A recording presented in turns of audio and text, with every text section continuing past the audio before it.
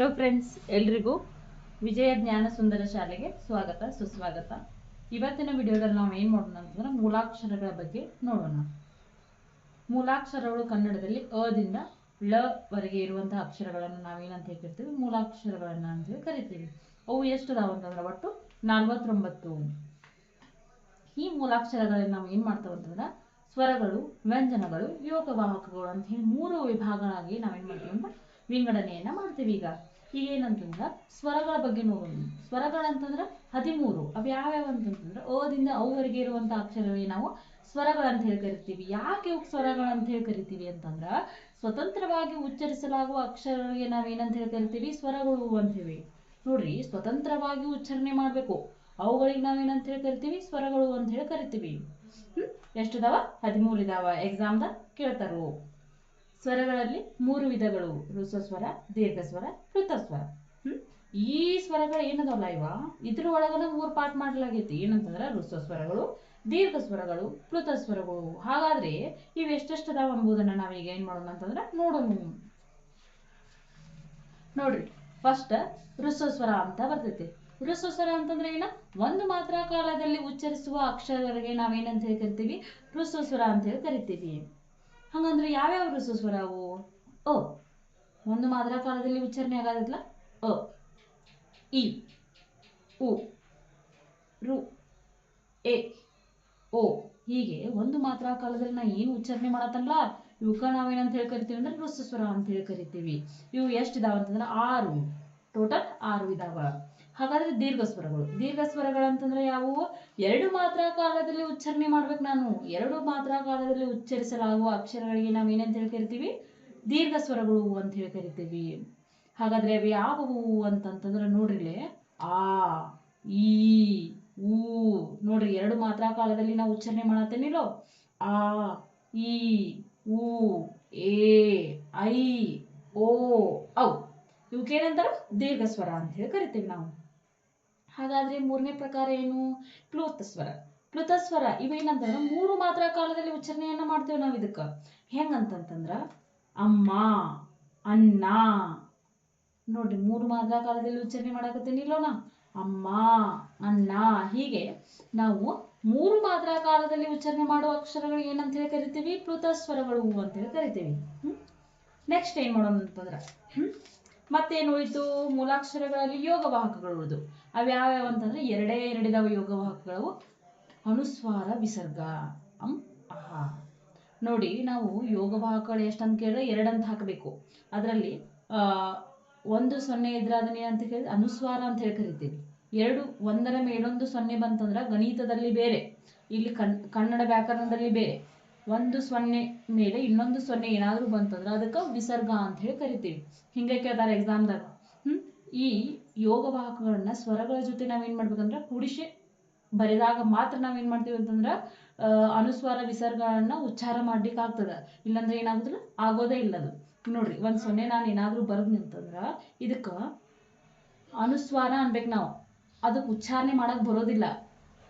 ಹಾಗೆ 1ರ ಮೇಲೊಂದು 0 ಏನಾದ್ರೂ ಬರ್ದಂದ್ರ ಇದಕ್ಕೆ ಏನಾಗೋದಿಲ್ಲ, ಉಚ್ಚಾರಣೆ ಮಾಡಕ್ ಬರೋದಿಲ್ಲ. ಅದೇ ಸ್ವರಗಳ ಜೊತೆ ಹೀಗೆ ಬರ್ದು ಅಂತಂದ್ರೆ ಏನಾಕೈತೆ ಅದಕ್ಕ ಅಹ, ಇದು ಅಂ. ಹೀಗೆ ಉಚ್ಚಾರಣೆಯನ್ನ ಮಾಡ್ಬೋದು. ಹಾಗಾಗಿ ಅನುಸ್ವಾರ ವಿಸರ್ಗವನ್ನ ಸ್ವರಗಳ ಜೊತೆ ಬರೆಯಲಾಗುತ್ತದೆ. ಅದಕ್ಕ ಯೋಗವಾಹಕಗಳು ಎಷ್ಟಿದಾವ ಅಂತಂದ್ರ ಟೋಟಲ್ 2 ಇದಾವ. ಹಾಗಾದ್ರೆ ಇಲ್ಲಿ ಸಂಧ್ಯಾಕ್ಷರಗಳು ಅಂತ ಹೇಳಿ ಬರ್ತಾವ.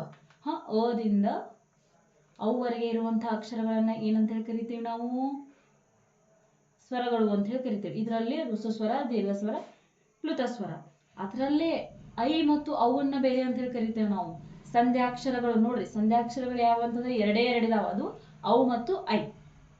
ಇವು ದೀರ್ಘ ಸ್ವರದಲ್ಲಿ ಬರ್ತಾವ. ಇವು ನಾಳೆ ಎಕ್ಸಾಮ್ದಲ್ಲಿ ಏನ್ ಮಾಡ್ತಾರ ಅಂತಂದ್ರೆ ಸಂಧ್ಯಾಕ್ಷರಗಳು ಐ ಮತ್ತು ಅವು ಇದು ಏನು ಅಂತ ಕೇಳ್ತಾರ. ಅಲ್ಲಿ ಎಕ್ಸಾಂಪಲ್ ಕೊಡ್ತಾರ, ಇದನ್ನ ಕೊಡ್ತಾರ, ನಮ್ಗೆ ಆಪ್ಷನ್ ಕೊಡ್ತಾರ. ಏನ್ ಕೊಡ್ತಾರ?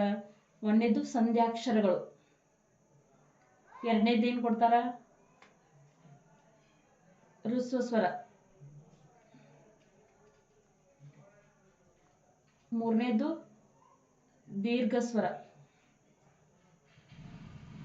ದೀರ್ಘಸ್ವರಗಳು ಅಂತ ಕೊಡ್ತಾರ.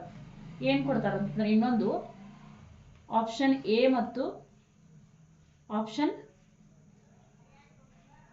ಸಿ ಎರಡು ಅಂತ ಕೊಡ್ತಾರೆ. ಅವಾಗ ನಾವ್ ಏನ್ ಹಾಕ್ಬೇಕು ಅಂತಂದ್ರೆ ಎರಡು ಹಾಕ್ಬೇಕು. ಯಾಕಂದ್ರೆ ದೀರ್ಘ ಸ್ವರದಲ್ಲಿ ಅವು ಮತ್ತು ಐ ಬರ್ತಾವ. ಸಂಧ್ಯಾಕ್ಷರಗಳು ನಾವೇನ ಮಾಡ್ತೀವಿ ಅವು ಮತ್ತು ಐ ಅಂತ ಹೇಳಿ ಕರೆದೇ ಬಿಡ್ತೇವೆ. ಈ ಅವು ಮತ್ತು ಐಗಳನ್ನ ನಾವು ದೀರ್ಘ ಸ್ವರಗಳಲ್ಲಿ ಓದೇವಿ. ಇಲ್ಲೂ ಕೂಡ ನಾವೇನ್ ಮಾಡ್ತೀವಿ ಓದ್ತಾ ಇದ್ದೀವಿ. ಹಿಂಗ್ ಬರ್ತಾವ ಕ್ವಶನ್ನ, ಹೀಗೆ ನಾವು ಆನ್ಸರ್ ಅನ್ನ ಕೊಡ್ಬೇಕಲ್ಲಿ ನಾವು. ಹಾಗಾದ್ರೆ ನೆಕ್ಸ್ಟ್ ಏನ್ ಮಾಡೋಣ ಅಂತಂದ್ರೆ ವ್ಯಂಜನಗಳನ್ನ ನೋಡೋಣ. ಈ ವ್ಯಂಜನಗಳಲ್ಲಿ ನೋಡ್ರಿ, ಸ್ವರಗಳ ಸಹಾಯದಿಂದ ಉಚ್ಚರಿಸುವ ಅಕ್ಷರಗಳಿಗೆ ನಾವೇನಂತ ಹೇಳಿ ಕರಿತೀವಿ ಅಂತಂದ್ರೆ ವ್ಯಂಜನಗಳು ಅಂತ ಹೇಳಿ ಕರಿತೀವಿ. ನೋಡ್ರಿ, ಸ್ವರಗಳು ಅವೇನ್ ಮಾಡ್ತಾವ ಅಂತಂದ್ರೆ ಸ್ವತಂತ್ರವಾಗಿ ಉಚ್ಚಾರಣೆ ಮಾಡ್ತಾವ. ಆ ಅಕ್ಷರಗಳನ್ನ ಇಟ್ಕೊಂಡು ನಾವೇನಾದ್ರೂ ಉಚ್ಚಾರಣೆ ಮಾಡಾಕತ್ತಿದ್ವು ಅಂದ್ರ ಅಂತ ಅಕ್ಷರಗಳಿಗೆ ನಾವೇನಂತ ಹೇಳಿ ಕರಿತೀವಿ ವ್ಯಂಜನಗಳು ಅಂತ ಹೇಳಿ ಕರಿತೀವಿ. ನೋಡೋಣ್ರಿ ವ್ಯಂಜನಗಳು ಯಾವ ಅಂತ ಹೇಳಿ. ಖ ಪ್ಲಸ್ ಅ ಏನಂತ ಹೇಳಿ ಕರಿತೀವಿ ಖ. ಖ ಪ್ಲಸ್ ಆ ಖ. ಖ ಪ್ಲಸ್ ಇ. ಇವು ಸ್ವರಗಳಿದಾವಿಲ್ಲ, ಇವೆಲ್ಲ ಸ್ವರಗಳು. ಏನಾದ್ರೂ ವ್ಯಂಜನ ಜೊತೆ ಇದನ್ನ ಹಚ್ಚಿ ಕರೆಯಾಗುತ್ತ ಅಂತಂದ್ರೆ ಅವಕ್ಕೆ ಏನಂತ ಹೇಳಿ ಕರಿತೀವಿ ನಾವು ಕಿ. ಹೀಗೆ ನಾವು ಕಾಣ್ಬೋದು.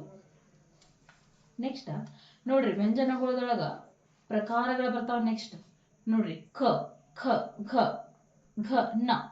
ಹೀಗೆ ಖದಿಂದ ಳ ವರೆಗೆ ಇರುವಂತಹ ಅಕ್ಷರಗಳನ್ನ ನಾವೇನಂತೇವಿ ವ್ಯಂಜನಗಳು ಅಂತ ಹೇಳಿ ಕರಿತೇವೆ. ಒಟ್ಟಾರೆಯಾಗಿ ವ್ಯಂಜನಗಳು ಎಷ್ಟದಾವ ಅಂತ ಕೇಳಿದ್ರೆ ನಾವೇನ್ ಹಾಕ್ಬೇಕು 34 ಅಂತ ಹೇಳಿ ಹಾಕ್ಬೇಕು. ಈಗ ಇಲ್ಲಿ ಈ ವ್ಯಂಜನಗಳಲ್ಲಿ ಒಟ್ಟು 2 ಪ್ರಕಾರಗಳಿವೆ. ಅವು ಏನಂತಂದ್ರ ವರ್ಗೀಯ ವ್ಯಂಜನಗಳು, ಅವರ್ಗೀಯ ವ್ಯಂಜನಗಳು.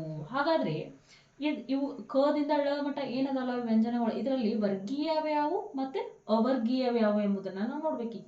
ವರ್ಗೀಯ 25 ಇದಾವ, ಅವರ್ಗೀಯ 9 ಇದಾವ ಅಂತ ಹೇಳಿ ನಾ ಕೊಟ್ಟಿದ್ದೇನೆ ಇಲ್ಲಿ. ಹಾಗಾದ್ರೆ ಯಾವವು ಅಂತ ಹೇಳಿ ಅಂದ್ರೆ ಖದಿಂದ ಮ ವರೆಗೆ ಇರುವಂತಹ ಅಕ್ಷರಗಳನ್ನ ನಾವ್ ಏನಂತ ಹೇಳಿ ಕರಿತೀವಿ ಅಂತಂದ್ರ ವರ್ಗೀಯ ವ್ಯಂಜನಗಳು ಅಂತ ಹೇಳಿ ಏನ್ ಮಾಡ್ತೀವಿ ಕರಿತೀವಿ. ಹಾಗಾದ್ರೆ ಯದಿಂದ ಳ ವರೆಗೆ ಇರುವಂತಹ ಅಕ್ಷರಗಳನ್ನ ನಾವೇನಂತ ಕರಿತೀವಿ ಅಂತಂದ್ರ ಅವರ್ಗೀಯ ವ್ಯಂಜನ ಅಂತ ಹೇಳಿ ಕರಿತೀವಿ. ಆಯ್ತಾ? ಹಾಗಾದ್ರೆ ಖದಿಂದ ಮೋ ಮಠ ಇರುವಂತಹ ಅಕ್ಷರಗಳು ಎಷ್ಟಿದಾವವು ಅಂತಂದ್ರೆ ಎಷ್ಟಿದಾವ 25 ಇದಾವ ಇಲ್ಲ. ಆಮೇಲೆ ಯದಿಂದ ಳ ಮಠ ಇರುವಂತಹ ಅಕ್ಷರಗಳು ಎಷ್ಟಿದಾವ 9. ವರ್ಗೀಯ ವ್ಯಂಜನಗಳು 25, ಅವರ್ಗೀಯ ವ್ಯಂಜನಗಳು 9. ಹಾಗಾದ್ರೆ ವರ್ಗೀಯ ಅವರ್ಗೀಯದಲ್ಲಿ ನಾನು ನಿಮ್ಗೆ ತೋರಿಸ್ತೇನೆ ಮತ್ತು ಪ್ರಕಾರಗಳು ಬರ್ತಾವ. ಅವ್ಯಾವ ಅಂತಂದ್ರ ನೋಡ್ರಿ, ಇಲ್ಲಿ ಅಲ್ಪಪ್ರಾಣ, ಮಹಾಪ್ರಾಣ, ಅನುನಾಸಿಕ ಅಂತ ಹೇಳಿ 3 ಪ್ರಕಾರಗಳನ್ನ ನಾವು ಏನ್ ಮಾಡ್ಬೋದು ಅಂದ್ರೆ ವ್ಯಂಜನಗಳಲ್ಲಿ ನೋಡ್ಬೋದು. ಇಲ್ಲಿ ಈ ವ್ಯಂಜನಗಳು ಏನದಲ್ಲ ಇವುಗಳನ್ನ ನಾವು ಕ ವರ್ಗ, ಚ ವರ್ಗ, ಆಮೇಲೆ ಠ ವರ್ಗ, ಥ ವರ್ಗ, ಫ ವರ್ಗ ಅಂತ ಹೇಳಿ 5 ವರ್ಗಗಳಾಗಿ ವಿಂಗಡಣೆ ಮಾಡಿವಿ. ಈ 5 ವರ್ಗಗಳಲ್ಲಿ 5 ಅಕ್ಷರಗಳನ್ನ ಇರುವುದನ್ನ ನಾವಿಲ್ಲಿ ಏನ್ ಮಾಡ್ಬೋದು ಕಾಣ್ಬೋದು. ಇಲ್ಲಿ ಖ ವರ್ಗದಿಂದ ಮ ವರ್ಗದವರೆಗೆ ಇರುವ ಎಲ್ಲಾ ವ್ಯಂಜನಗಳನ್ನ ನಾವೇನಂತ ಹೇಳಿ ಕರಿತೀವಿ ವರ್ಗೀಯ ವ್ಯಂಜನಗಳು ಅಂತ ಹೇಳಿ ಕರಿತೀವಿ. ಒಟ್ಟು 25 ವರ್ಗೀಯ ವ್ಯಂಜನಗಳಿದಾವಿಲ್ಲಿ. ಆಯ್ತಾ? ವರ್ಗೀಯ ವ್ಯಂಜನಗಳಲ್ಲಿ ಒಟ್ಟು ಎಷ್ಟಿದಾವ ಅಂತ ಹೇಳಿ 25 ಇದಾವ. ಅವುಗಳು ಮತ್ತು ಪ್ರಕಾರಗಳಿದಾವ. ಅವ್ಯಾವಂತಂದ್ರ ಖ ವರ್ಗದಲ್ಲಿ ನಾವು ನೋಡ್ಬೇಕಾದ್ರ ಇಲ್ಲಿ ಏನು ಕಂಬ ಸಾಲುಗಳಿದಾವಲ್ಲ, ಪ್ರತಿಯೊಂದು ವರ್ಗದಲ್ಲಿ ಒಂದನೇ ಕಾಲಂ ಅಪೋಸಿಟ್ ಇರುವಂತಹ 3ನೇ ಕಾಲಂ, ಇವುಗಳ ಎರಡನ್ನೂ ಏನಂತ ಹೇಳಿ ಕರಿತೀವಿ ಅಂತಂದ್ರೆ ನಾವು ಅಲ್ಪಪ್ರಾಣ ಅಂತ ಹೇಳಿ ಕರಿತೀವಿ. ಹಾಗೆ ಇನ್ನೊಂದೇನಂತಂದ್ರ ಕಂಬ ಸಾಲುಗಳಲ್ಲಿ 2ನೇ ಕಂಬ ಸಾಲಿನ ವಿರುದ್ಧವಾಗಿರ್ತಕ್ಕಂಥ 4ನೇ ವಿರುದ್ಧ ಸಾಲಿನಲ್ಲಿ ಏನದಾವಲ್ಲ ಇವು ಕಂಬ ಸಾಲು, ಇವುಗಳನ್ನ ನಾವು ಮಹಾಪ್ರಾಣಗಳು ಅಂತ ಹೇಳಿ ಕರಿತೀವಿ.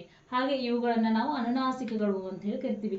ಅಲ್ಪಪ್ರಾಣ ಅಂತ ಯಾಕೆ ಕರಿತೀವಿ ನಾವು ಅಂತಂದ್ರ ಅಲ್ಪ ನೋಡ್ರಿ, ಹೆಸರೇ ಹೇಳಾಕತ್ತದ ಅಲ್ಪ.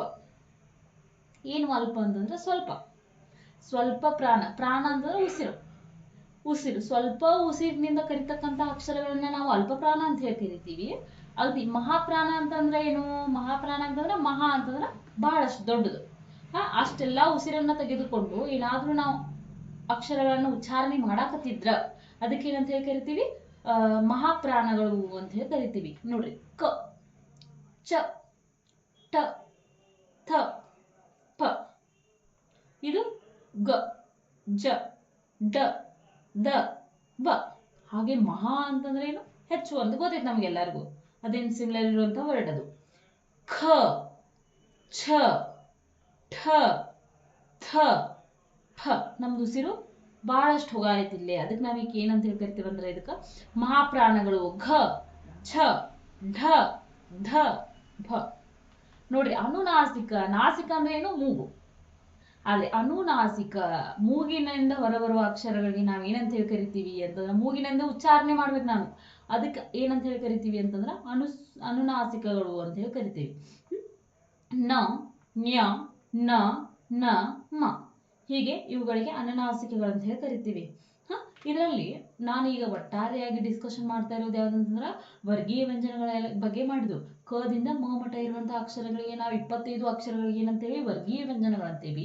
ಇದರಲ್ಲಿ ಅಲ್ಪಪ್ರಾಣ, ಮಹಾಪ್ರಾಣ, ಅನುನಾಸಿಕ ಅಂತ ಹೇಳಿ 3 ಪ್ರಕಾರಗಳಿದಾವೆ ಅಂತೇಳಿ ನಾನು ಹೇಳಿದ್ನಿ. ಈಗ ಅದರಲ್ಲಿ ಸ್ವಲ್ಪ ಉಸಿರನ್ನ ಹಿಡಿದು ಉಚ್ಚಾರಣೆ ಮಾಡುವಂತ ಅಕ್ಷರಗಳಿಗೆ ನಾವು ಅಲ್ಪಪ್ರಾಣ ಅಂತಂದ್ರ ಹೆಚ್ಚು ಉಸಿರನ್ನ ತೆಗೆದುಕೊಳ್ಬೇಕು, ಅವುಗಳಿಗೆ ನಾವೇನು ಅಂತೀವಿ ಮಹಾಪ್ರಾಣಗಳು ಅಂತ ಹೇಳಿ ಕರಿತೀವಿ.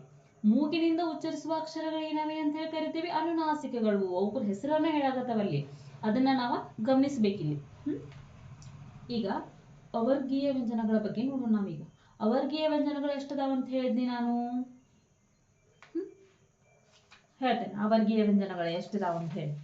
ನೋಡ್ರಿ, ಅವರ್ಗೀಯ ವ್ಯಂಜನಗಳನ್ನ ನಾವಿಲ್ಲಿ ನೋಡ್ಬೋದು. ಯ, ರ, ಲ, ವ, ಶ, ಶ, ಸ, ಹ, ಳ ಇವಕ್ಕೆ ಏನಂತ ಅಂತಂದ್ರ ಅವರ್ಗೀಯ ವ್ಯಂಜನಗಳು ಅಂತ ಹೇಳ್ತಿರ್ತಾವೆ. ಟೋಟಲ್ ಆಗಿ 9 ಇರುವುದನ್ನ ನಾವು ಕಾಣಬಹುದು. ಹೀಗೆ ಎಲ್ಲರಿಗೂ ಕ್ವಶನ್ ಬಂದೇ ಬರುತ್ತೆ. ಇಲ್ಲಿ ಕ್ಷ ಮತ್ತು ಜ್ಞ ಯಾಕೆ ಮೂಲಾಕ್ಷರಗಳಾಗಿ ಹಿಡಿಲಿಲ್ಲ ಅಂತ ಹೇಳಿ ಕೇಳಿದ್ರ ಇಲ್ಲಿ ಒಂದನ್ನ ನಾವು ಅಬ್ಸರ್ವ್ ಮಾಡಬಹುದು. ಕ ಎಂಬುದು ಎಲ್ಲೈತಿ ವ್ಯಂಜನಾಕ್ಷರದಲ್ಲಿ ಕ ಇದ್ದೇ ಇದೆ, ಹಾಗೆ ಶ ಇದ್ದೇ ಇದೆ. ಇವುಗಳನ್ನ ನಾವು ವ್ಯಂಜನಾಕ್ಷರಗಳೇ ಬರುವುದರಿಂದ ಕ್ಷ ಮತ್ತು ಜ್ಞಗಳನ್ನ ನಾವು ಏನ್ ಮಾಡೋದು ಕನ್ಸಿಡರ್ ಮಾಡೋದಿಲ್ಲ. ಅವು ವ್ಯಂಜನಾಕ್ಷರದಲ್ಲಿ ಆಲ್ರೆಡಿ ಇದಾವೆ ಎಂಬುದನ್ನು ನಾವಿಲ್ಲಿ ನೋಡ್ಬೋದು. ಜ್ಞ, ಜ ಇದ್ದೇ ಇದೆ, ಹಾಗೆ ಜ್ಞ ಕೂಡ ಇದ್ದೇ ಇದೆ. ಹಾಗಾಗಿ ನಾವು ಕ್ಷ ಜ್ಞವನ್ನ ಇಲ್ಲೇ ಕನ್ಸಿಡರ್ ಮಾಡೋದ್ರಿಂದ ನಾವಿಲ್ಲಿ ಏನ್ ಮಾಡೋದು ಅಂತಂದ್ರೆ ಮೂಲಾಕ್ಷರದಲ್ಲಿ ಕ್ಷ ಮತ್ತು ಜ್ಞವನ್ನ ಕನ್ಸಿಡರ್ ಮಾಡೋದಿಲ್ಲ. ನೋಡ್ರಿ, ಅದಿಂದ ಳ ವರೆಗೆ ಇರುವಂತಹ ಅಕ್ಷರಗಳನ್ನ ನಾವೇನಂತೀವಿ ಮೂಲಾಕ್ಷರಗಳಂತ ಹೇಳಿ ಕರಿತೀವಿ. ಕ್ಷ ಜ್ಞ ಹಿಡಿಯೋದಿಲ್ಲ.